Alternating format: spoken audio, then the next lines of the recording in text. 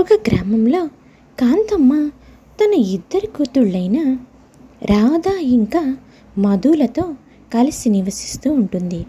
కాంతమ్మ ఒక నిరుపేద కుటుంబానికి చెందిన మహిళ. అయితే కాంతమ్మ తన కూతుళ్లకు మాత్రం డబ్బున్న వ్యక్తితో పెళ్లి చేయాలని చాలా ఆశపడుతుంది. అలాగే కాంతమ్మ పెద్ద కూతురు రాధకి ఒక డబ్బున్న తల్లిదండ్రి లేని అబ్బాయితో పెళ్లి సంబంధం కుదురుతుంది. ఇక వెంటనే ఒక్క క్షణం కూడా ఆలోచించకుండా కాంతమ్మ పెళ్లి ముహూర్తాలు పెట్టిస్తుంది. కాంతమ్మ అనుకున్నట్టుగానే తన పెద్ద కూతురైన రాధకి రమేష్ అనే డబ్బున్న వ్యక్తితో పెళ్లి చేస్తుంది. అతనికి తల్లిదండ్రులు లేకపోవడంతో రమేష్ ఒక కుటుంబం మీద ఉన్న గౌరవంతో రూపాయి కూడా కట్నం తీసుకోకుండా రాధతో పెళ్లికి ఒప్పుకొని పెళ్లి చేసుకుంటాడు రాధని. పెళ్ళైన తర్వాత రాధని తీసుకుని సురేష్ తన ఇంటికి వెళ్తాడు. అప్పుడు రాధ ఇలా అంటుంది, ఏవండి ఈ ఇల్లు మనదేనా? ఇంత పెద్ద ఇంటికి నేను కోడలిగా వచ్చానని తెలిస్తే మా ఊర్లో వాళ్ళందరూ చాలా సంతోషపడతారండి. మా ఊర్లో సుధా అని నా ఫ్రెండ్ ఉంది. అదైతే ఒక డబ్బున్న వ్యక్తిని పెళ్లి చేసుకుని నన్ను ఎంతలా ఎగతాళి చేసిందో తెలుసా? అది గనక మన ఇల్లు చూస్తుందంటే కుళ్ళుకొని చచ్చిపోతుందండి. అబ్బా, ఇంత పెద్ద ఇల్లు చూస్తుంటే నాకు చాలా సంతోషంగా ఉంది. చూడండి, ఈ గేటు ఎంత పెద్దగా ఉందో. ఈ ఇల్లు నాకు చాలా బాగా నచ్చేసిందండి. రాధా, ఈ ఇల్లు బయట నుంచే చూస్తావా, లోపల నుంచి ఏమైనా చూసేది ఉందా? ఇక్కడ నిలబడి అన్నీ మాట్లాడతావా? ఇంకా లోపల మన ఇల్లు చాలా పెద్దగా ఉంటుంది. లోపల మనకి 12 గదులుంటాయి. అవన్నీ చూస్తే నువ్వు చాలా సంతోషపడతావు. లోపలికి వెళ్దాం పదా అని సురేష్ రాధని లోపలికి తీసుకుని వెళ్తాడు. లోపలికి వెళ్ళిన తర్వాత రాధ ఇల్లు చూసి చాలా సంతోషపడుతుంది. ఏవండి, ఇంత పెద్ద ఇంట్లో కల్లో కూడా నేను ఉంటాననుకోలేదు. కానీ మీరు నన్ను పెళ్లి చేసుకోవడంతో అది నాకు చాలా ఈజీగా దొరికింది. కానీ ఒక్కటే సమస్య అండి, ఇంత పెద్ద ఇల్లు ఊడవడానికి తుడవడానికి రోజంతా పడుతుంది. మరి నేను ఈ ఇంట్లో కేవలం పని మనిషిగానే బతకాలా ఏంటో నాకు అర్థం కావడం లేదు. ఇల్లుని చూస్తే సంతోషంగా ఉన్నా ఇంట్లో ఉన్న పనిని చూస్తే అంతే బాధగా ఉందండి. రాధా, నువ్వు ఇలాంటి భయాలేమీ పడాల్సిన అవసరమే లేదు. మన ఇంట్లో 3 పని వాళ్ళు ఉంటారు. తోట పనికి ఒకళ్ళు, ఇంటి పనికి ఒకళ్ళు, వంట పనికి ఒకరు. నువ్వు ఈ పని చేయాల్సిన అవసరం లేదు. ఇంచక్క కాలు మీద కాలు వేసుకుని కూర్చొని పని వాళ్ళతో సేవలు చేయించుకో చాలు. ఇంకా భర్తనైన నన్ను నువ్వు ప్రేమగా చూసుకుంటే అంతే చాలు. ఎందుకంటే నేను ఇన్నాళ్ళు ఒంటరిగా బతికాను కాబట్టి నాకు ఈ రోజు నుంచి ఏ లోటు లేకుండా నువ్వు చూసుకుంటే అదే నాకు చాలా సంతోషం. రాదా, నేను ఇంటి పని కోసం చేసుకోలేదు, నా కోసం చేసుకున్నాను. నేను ఇష్టపడి పెళ్లి చేసుకున్నాను. అలాగేనండి, మీరు చెప్పినట్టే నేను చేస్తాను. కానీ నాకు ఒక చిన్న కోరిక ఉంది, దాన్ని మీరు తీరుస్తారా? ఏమిటంటే ఏమీ లేదు, నాతో పాటు చదువుకున్న ఫ్రెండ్స్ అందరినీ ఒక్కసారి మన ఇంటికి తీసుకొని వచ్చి వాళ్ళకి పార్టీ ఇవ్వాలనుకుంటున్నాను. ఎందుకంటే నాకు ఎంత మంచి జీవితం దొరికిందో, నాకు ఎంత మంచి భర్త దొరికాడో వాళ్ళకి తెలియాలి అని అనుకుంటున్నాను. మీరేమంటారు? అలాగే రాధా, ఇది నీ ఇల్లు, నీ ఇష్టం. నీ ఇంట్లో నిన్ను కాదనే వాళ్ళెవరు? కానీ నువ్వు మాత్రం పార్టీలు పబ్బులు అని అలా పట్నం అమ్మాయిలా చేయకుండా పద్ధతిగా ఇంట్లోనే పార్టీ చేసుకుంటానన్నా చూసావా? అదే నీలో నాకు బాగా నచ్చింది. కానీ రాధకి ఆ ఒక్కరోజు పార్టీతో అసలే అగలేదు. అప్పటి వరకు పేదరికంలో ఉన్న రాధ అప్పటికప్పుడు డబ్బు చేతికి రావడంతో చాలా విలాసంగా బతకాలని నిర్ణయించుకుంది. డబ్బు విచ్చలవిడిగా ఖర్చు చేసేది. ఎప్పుడు పార్టీలు పబ్బులు అని తిరుగుతూ ఉండేది. ఇవన్నీ సురేష్కి అస్సలు నచ్చేవి కాదు. సురేష్ ఎంతలా చెప్పినా రాధ అస్సలే వినేది కాదు. ఇలా రాధ పూర్తిగా పాడైపోతుంది. వీలు దొరికినప్పుడల్లా తన చేతికి అందినంత డబ్బు తీసుకుని వెళ్ళి తన తల్లి అయిన కాంతమ్మకి ఇస్తూ ఉండేది. అమ్మా, ఈ నెల కేవలం 2 లక్షలు మాత్రమే తీసుకొని రాగలిగాను. ఎందుకంటే మా ఆయనకి చాలా అనుమానంగా ఉంది. నెల నెల డబ్బులు ఎందుకు తగ్గిపోతున్నాయా అని. ఈ డబ్బుతో నీకు కావాల్సినది కొనుక్కోమ్మా. ఇంకా చెల్లి పెళ్లి కోసం కూడా డబ్బు దాచుకో. అలాగేనమ్మా, కానీ ఈ మధ్యనే కదమ్మా మనము ఫ్రిడ్జ్, వాషింగ్ మిషన్ అన్నీ కొన్నాము. ఈఎంఐలకి డబ్బులు సరిపోవట్లేదే. కొంచెం డబ్బులు ఎక్కువ దాటానికి ప్రయత్నించకూడదు. ఇంకా చెల్లి పెళ్ళి కూడా చేయాలి కదా. ఏంటమ్మా నువ్వు ఈ డబ్బు తేయడానికి నాకు చాలా కష్టంగా ఉందని చెప్తుంటే ఇంకా డబ్బు తీసుకొని రమ్మంటున్నావు. ఇచ్చిన దాంతో నువ్వెప్పుడు తృప్తి పడతావమ్మా? అక్కడ నాకు తృప్తి లేదు, ఇక్కడ నీకు తృప్తి లేదు. ఆయనేమో డబ్బు కోసం చాలా ఎదురు చూస్తున్నారు. డబ్బు ఎందుకు పోతుందా అని ఆరాధిస్తున్నారు. ఆయన చేతికి కానీ నేను దొరికానంటే ఆ తర్వాత బీరువా తాళాలు నా దగ్గర ఉండవు, నీకు చిల్లి గవ్వ కూడా రాదు. ఇచ్చిన దాంతో తృప్తి పడమ్మా. అలాగే లేవే, నువ్వు డబ్బు తేను అంటుంటే నేనెందుకు తెమ్మంటానులే. సరే, నీ ఇష్టం వచ్చినంత తీసుకొని రా అని ఇలా కూతురు చేస్తున్న తప్పుని కాంతమ్మ ఆపడం కూడా లేకుండా ఇంకా డబ్బు కావాలని కూతుర్ని బలవంతం చేస్తూ ఉంటుంది. ఇలా రాధ తన జీవితాన్ని తప్పుడు మార్గంలో నడుపుతూ ఉంటుంది. కొద్ది రోజులకి వాళ్ళిద్దరికీ ఒక పన్నంటి బాబు పుడతాడు. ఒకరోజు రాధ ఇలా అంటుంది, ఏమండి, ఈరోజు మా ఫ్రెండ్ వాళ్ళ ఇంట్లో పార్టీ ఉంది, నేను పార్టీకి వెళ్తున్నాను. బాబుకి పాల డబ్బాలో పాలు పట్టించి నిద్రపుచ్చండి, తర్వాత రంగయ్య వచ్చి బాబుని చూసుకుంటాడు. ఏంటి రాధా, నువ్వేం మాట్లాడుతున్నావు? నెల రోజుల పసిగుడ్డును వదిలేసి పార్టీకి వెళ్తావా? వాడికి డబ్బా పాలు పట్టించమంటావా? అలా పాలు పట్టించే బదులు నేను ఆవునో దుడునో పెళ్లి చేసుకునేవాడిని కదా. నిన్నెందుకు పెళ్లి చేసుకున్నానంటావు? మర్యాదగా ఇంట్లో ఉండి బాబుని చూసుకో. అలా సురేష్ ఎంతలా అరుస్తున్నా రాధ మాత్రం అస్సలు వినిపించుకోకుండా సురేష్ మంచితనాన్ని అలుసుగా తీసుకొని అక్కడి నుంచి పార్టీకి వెళ్ళిపోతుంది. ఇలా రోజులు గడుస్తూ ఉంటాయి. ఒకరోజు రంగయ్య సురేష్ దగ్గరికి వచ్చి, బాబుగారు, నేను మీకు చెప్పేంతటి వాడిని కాదు, కానీ నేను మీకు ఈరోజు ఒక విషయాన్ని చెప్పాలనుకుంటున్నాను. అమ్మగారు బాబును వదిలేసి పార్టీలకని ఫంక్షన్లకని వెళ్తున్నారు. మీరు ఇంట్లో నుంచి బయటకు వెళ్ళిన తర్వాత అమ్మగారు ఒక్క నిమిషం కూడా బాబు దగ్గర ఉండటం లేదు. బాబుకి ఇంకా కేవలం 4 నెలలే. బాబు చాలా ఇబ్బంది పడుతున్నాడు. 3 రోజుల నుంచి దిగులుతో జ్వరం వచ్చింది. తల్లి స్పర్శ తగిలితేనే కానీ బాబుకి ఆ జ్వరం తగ్గదయ్యగారు. అమ్మగారు నా మాట వినడం లేదు. నన్నేం చేయమంటావు చెప్పు రంగయ్య. నేను చెప్తూనే ఉన్నాను, మీరు చూస్తూనే ఉన్నారు కదా. కడుపు చించుకుంటే కాళ్ల మీద పడుతుంది అని, గొడవ పెట్టుకుంటే కాపురం రోడ్డున పడుతుంది అని నేను ఆలోచిస్తున్నాను. కానీ తను మాత్రం మగాడిలాగా బయట తిరగాలి, పార్టీలు పబ్బులు అంటూ తను ఒక బిడ్డ తల్లిని అన్న విషయాన్నే మర్చిపోయి బజారుకి ఎక్కింది. ఇప్పుడు దాన్ని నేను ఎలా మార్చాలి? నా వల్ల అసలే కావడం లేదు రంగయ్య. బాబుని నువ్వు జాగ్రత్తగా చూసుకో. అలాగేనయ్యా, నీ బిడ్డకు ఎలాంటి లోటు రాకుండా నేను చూసుకుంటాను.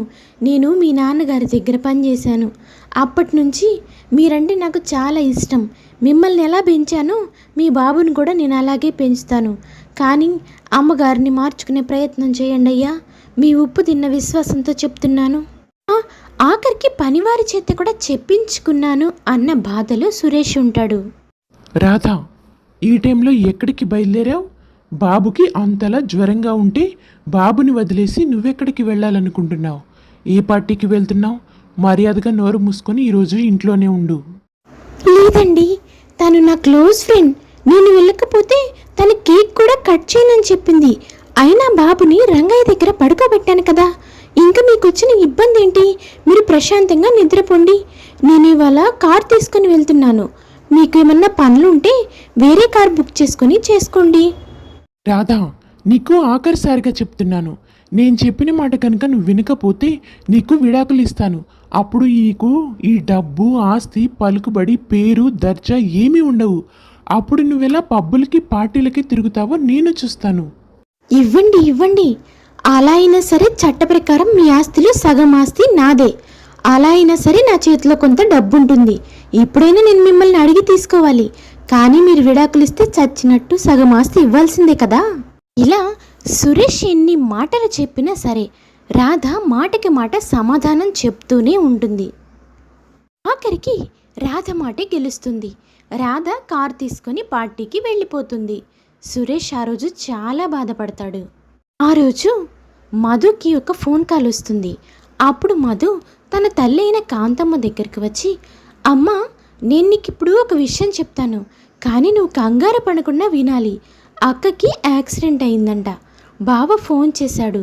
అక్క యాక్సిడెంట్లో చనిపోయిందంటమ్మా. ఏం మాట్లాడుతున్నావే? నువ్వు సరిగ్గా విన్నావా? అక్క యాక్సిడెంట్లో చనిపోవడం ఏంది? ఆయన అర్ధరాత్రి 12 అవుతుంది. ఈ టైంలో అక్కకి యాక్సిడెంట్ అవడం ఏంది? అసలు ఏమైందే మధు? చెప్పవే రాధా, అయ్యో రాధా అంటూ బోరున విలపిస్తూ కాంతమ్మ కుప్పకూలిపోతుంది.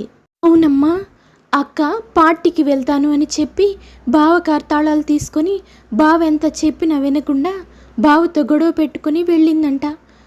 బాగా తాగి కారు స్పీడ్గా నడపడంతో యాక్సిడెంట్ అయి చనిపోయిందంటమ్మా. వాళ్ళ ఫ్రెండ్స్ అందరూ కూడా మీ అక్కదే తప్పు, మేమెంత చెప్పినా వినకుండా ర్యాష్ డ్రైవింగ్ చేసింది అంటున్నారు. లేదే లేదు, నా కూతురికి అలా జరిగి ఉండదు. నేను దీన్ని నేను నమ్మనమ్మా మధు. అక్కకి అలా ఏం జరిగి ఉండదు. దేవుడా, నా కూతురికి ఇంత పెద్ద కష్టం పెట్టాలయ్యా. పసిగుడ్డయ్యా, వాడి మొహం చూసైనా నా కూతురికి ఆయుష్ ఇయ్యలేకపోయావా అని కాంతమ్మ బోరున విలిపిస్తూ ఉంటుంది. అమ్మా ఏడవకమ్మా, నీకేమన్నా అయితే నేను ఒంటరిదాన్ని అయిపోతానే. పద ముందు వెళ్ళి అక్కని చూద్దాము.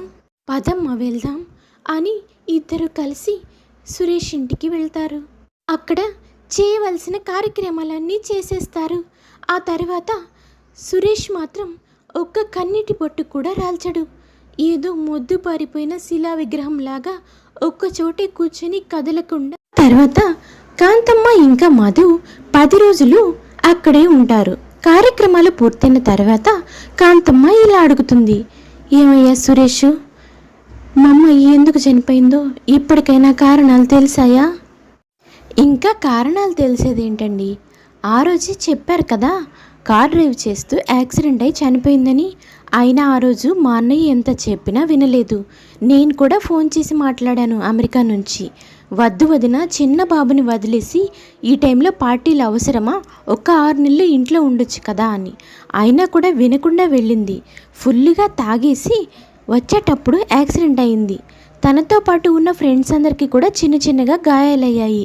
మీకు మా అన్నయ్యపై అంతలా అనుమానం ఉంటే వెళ్ళి వాళ్ళ ఫ్రెండ్స్తో మాట్లాడొచ్చు. అయ్యో, నేనేదో మీ అన్నయ్యని అనుమానిస్తున్నట్టు కాదమ్మా. ఏదో బిడ్డ పోయిన దుఃఖంలో ఉన్నాను కదా, ఏదో ఆత్రం కొద్దీ అడిగానంతే. ఏమైందో ఏందో అని తెలుసుకుందామని. అంతేగాని మీరందరూ ఇలా నాపై విరుచుకు పడతారేంటి అని బాబుని తీసుకుని అక్కడి నుంచి వెళ్ళిపోతుంది కాంతమ్మ.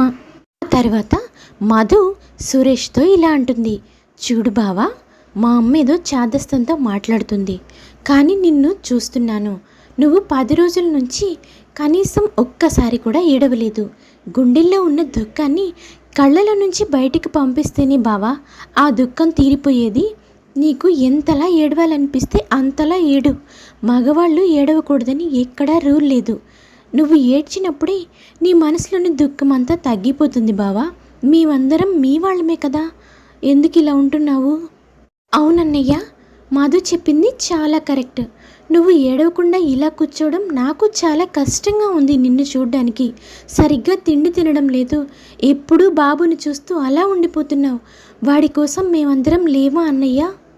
అప్పుడు సురేష్ బోరున ఏడుస్తూ, నాకు చిన్నప్పటి నుంచి తల్లిదండ్రి లేరు. నాకు ఆ ప్రేమ ఎలా ఉంటుందో తెలియదు.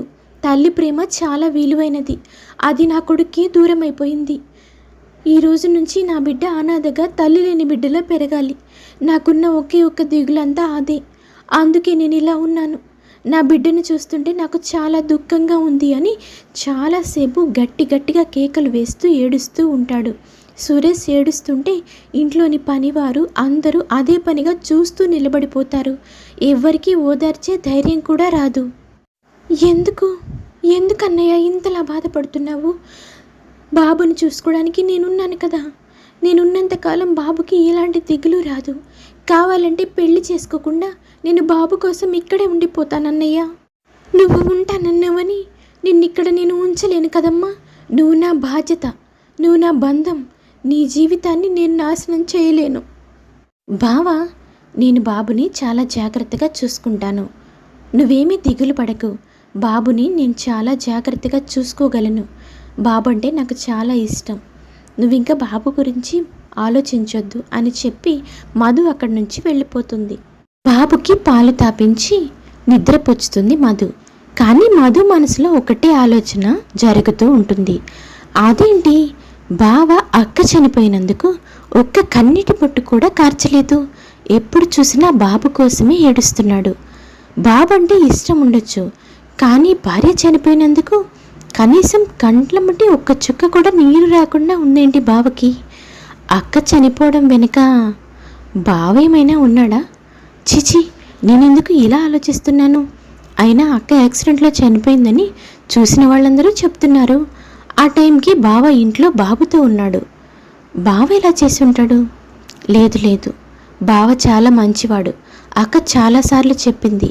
ఆ అక్క అలా షికార్లు తిరుగుతున్నా ఇంట్లో ఉండి బాబుని చూసుకుంటున్నాడు అంటే బావ మంచివాడైతేనే కదా. సరేలే, బాబుని నాతో పాటు తీసుకెళ్తాను. అప్పుడు బావకి ఎలాంటి ఇబ్బంది ఉండదు.